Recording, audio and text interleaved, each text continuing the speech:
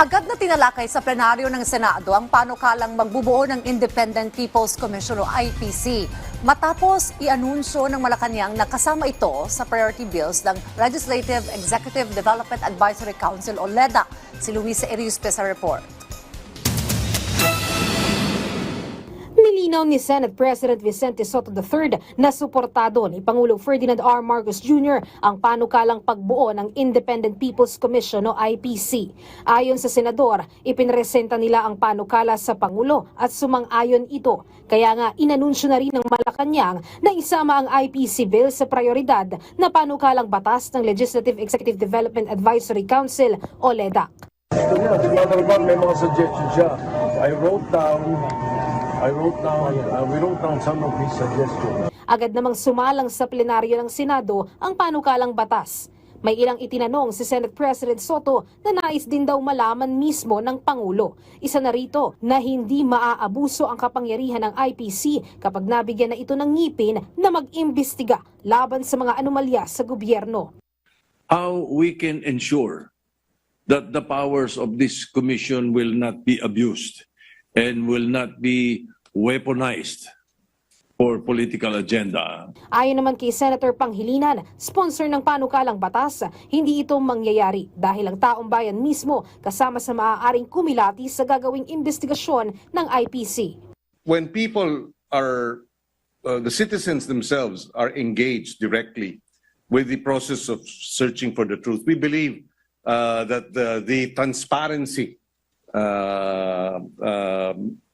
is encouraged and promoted, and therefore accountability will follow. Tinanong din ni Senator Sotto, baka naman madoble lang ang pag-iimbestiga kung meron na namang ombudsman at Department of Justice. Pero nilinaw din na imbis na makalito, makakatulong ang IPC.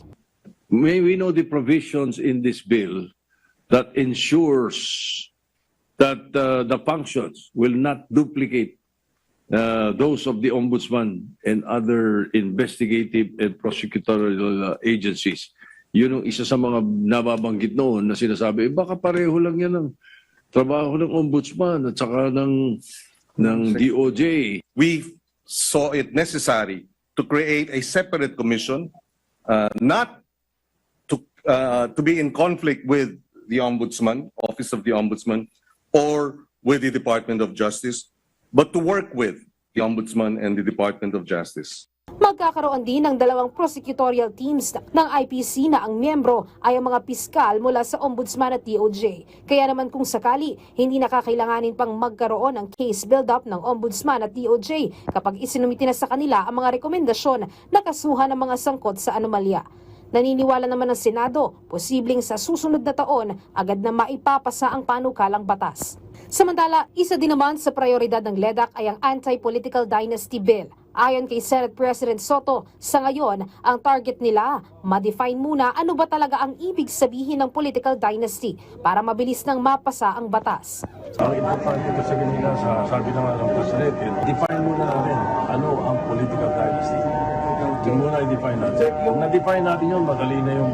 Ayon naman kay Senator Kiko Panghilinan, sana mayorya ng Senado ang sumuporta sa panukala, lalo na't may mga nakabinbing petisyon sa Korte Suprema kontra sa political dynasty. And we hope, again, that a majority will support it and therefore maipasa ito. The other track, siguro pag-aralan ng Supreme Court.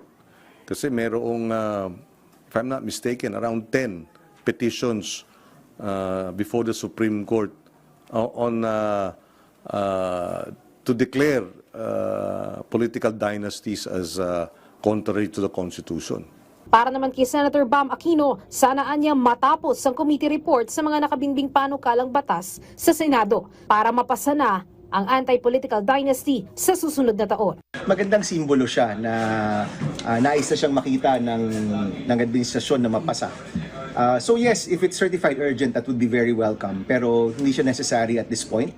In fact, wala pang committee report. Luisa Eriuspe para sa Pambansang TV sa Bagong Pilipinas.